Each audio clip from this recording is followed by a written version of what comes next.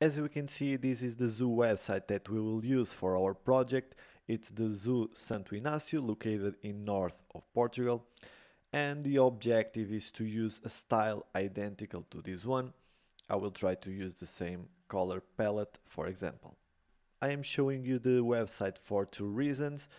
In my opinion, when we do a project of this type, it's important to remain faithful to the original graphical identity. And this is also where we will be able to download the original version of the map that we are going to create. Here on this page we then have access to the zoo's official map, which we can download in PDF format. And that's what we are going to start by doing. Let's start the download to our computer, and then we will need to transform it into an image file, which in my case I will choose PNG. To transform the map, I will simply use a browser tool just by typing PDF to PNG.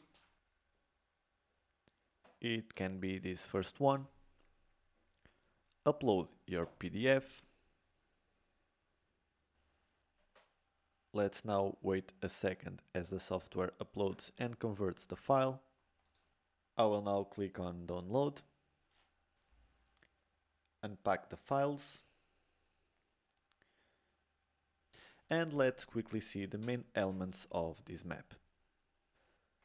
We can quickly see that we have the representation and legend of all the animals or groups of animals in the zoo, as well as some points of interest such as information, the information house, the gift shop, coffee shops, toilets, and even the rules in the bottom right corner. That's all for this video. In the next one we will use the Adobe Illustrator software to represent the map elements in vector format.